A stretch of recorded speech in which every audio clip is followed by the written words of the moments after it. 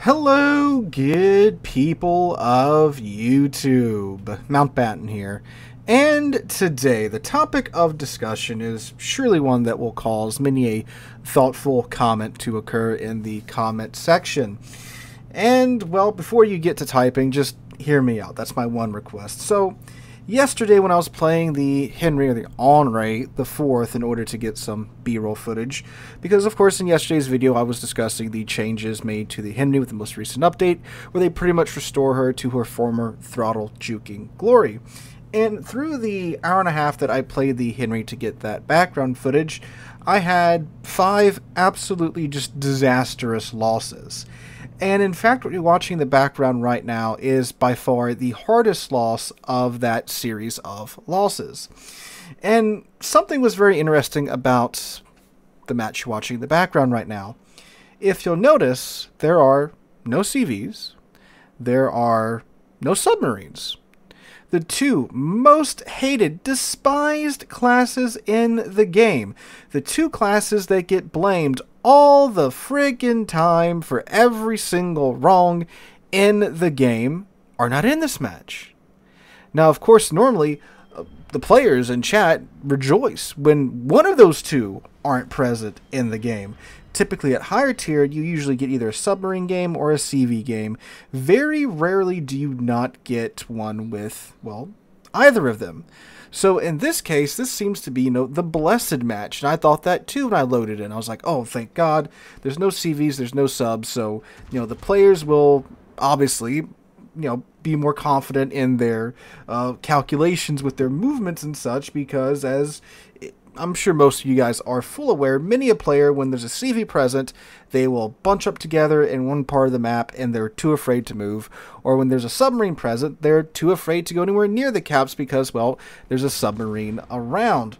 So without either of those two classes in game, it's like, okay, cool, we're going to go to the caps, they're going to be a little bit more aggressive than normal, and we'll have a good, solid match. So I went down south with my Henry because the A cap on this particular map is usually the map where one side pushes through. It typically, the northern half of the map is more of a stalemate until that southern half of the map, something happens there, right? And that's what the Henry's all about, being a nice farmer.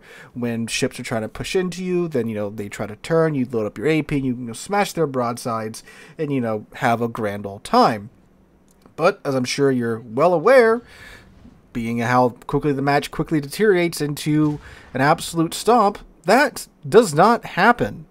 This turns out to be the single worst match of the night. And this is in fact the match I referenced in yesterday's video, where I talked about, oh yeah, I had such a bad string of games, I did only 30,000 damage in the Henry, and I was in top 5 on my team. In fact, I came number 4 on the team in a tier 10 game, only doing 36,000 damage. That's literally all I did. I didn't cap. I think I got a defense ribbon because I think I poked the Des Moines or the Salem that's hugging the island at the A cap.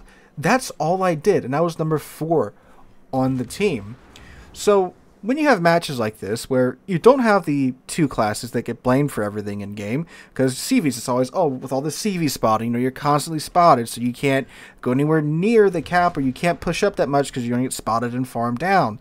It's submarines, you're being spotted. They're, just launching walls and walls and walls of torpedoes at you all the time, but neither of those two classes are in this game. And yet this was my worst loss of the night. In every single other game that I played, the other 6 matches, they were all CV and sub games, every single one of them. Some of them had both of them, which was, well, some of them were actually close, a lot closer than this. In fact, again, the match that wound up being on the B-roll for yesterday's video was a sub game. So there you go. But how did such a blessed turn of matchmaking turn into such a terrible game? Once again, there's no CVs or subs present, so according to many a comment and Reddit thread, all should be right in the world because those two broken classes are not present. Well, if you take a look at the screen right now, we should be just crossing the 5-minute threshold, and well, we are down 3, about to be 4 ships already. That is not good. Dying before the 5-minute mark is typically something that's reserved only for destroyers. Yet if you see at the top of the screen, we are down 2 battleships and a cruiser. Our Iowa and our Schlieffen went full tilt into sea, and that didn't work out for them. The Takahashi got murdered very early on, and the Kitakaze is either murdered or about to get murdered here on screen, again shortly after the 5-minute mark, which is far from ideal. So they perish, and then the northern flank loses 4 of the ships that went with them, and now they're just going to get walked by the rest of the enemy team that went up north, and they're going to push in behind us down at A. So basically what usually happens at A occurred at C, and it occurred way faster because my team couldn't stay alive for 5 minutes. So yes, turns out that you don't need a CV or a submarine or a pair of submarines to be on the enemy team for you to have an absolute terrible bout of, well, luck with the players that get placed on your team. Now, I'm not trying to, talk down about these fellas. They could be some less experienced fellas. They could have gotten really unlucky with their positions, or they weren't expecting the enemy team to be there. So I'm not crapping on them, but it's just how it happens sometimes. Now, the key difference is that, you see, CVs and submarines, they absolutely thrive on players that make mistakes like this. When they get caught in an awkward position, or when they get caught out in the open, that's when CVs and subs are at their best. You are definitely absolutely loving it when you're in a submarine and you've managed to find somebody that is distracted at the moment with, dealing with another teammate of yours, so you can actually get your torpedoes out and get him pinged while he's distracted. Again, CVs love when they find players that have mispositioned. They just kind of expedite things to a new level because, well, CVs, of course, they can fly planes all over the map and spot the players in mere seconds compared to ships that take a couple of minutes to actually get there.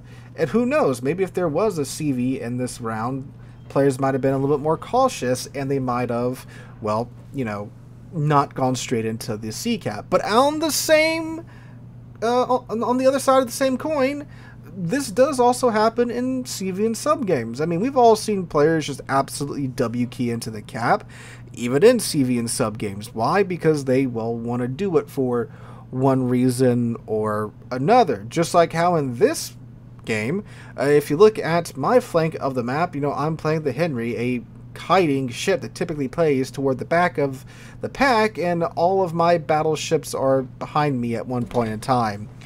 So that's great, and they're playing like that because that's, well, probably how they want to play their battleships. I mean, they're in battleships in a match with no CVs and no submarines, yet they're still in the back of the map behind the kiting cruiser.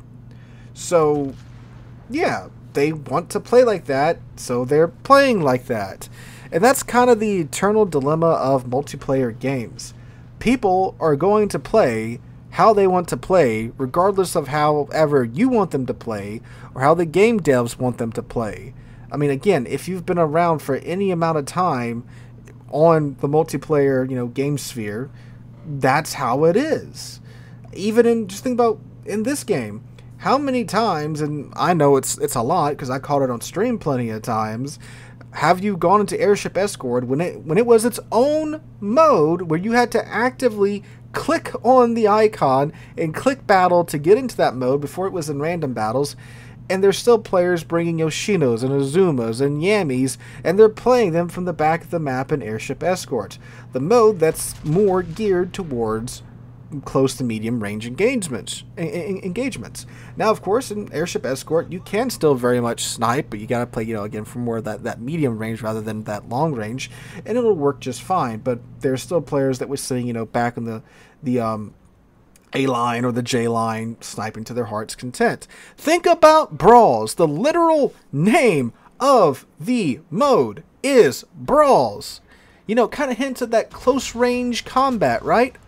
And there's still dudes that will take ships meant for sniping into brawls, and they will try to snipe, even though you don't have the time for that because of how the caps are set up and how little time there is on the clock. They will try to do that. We've all been in that situation.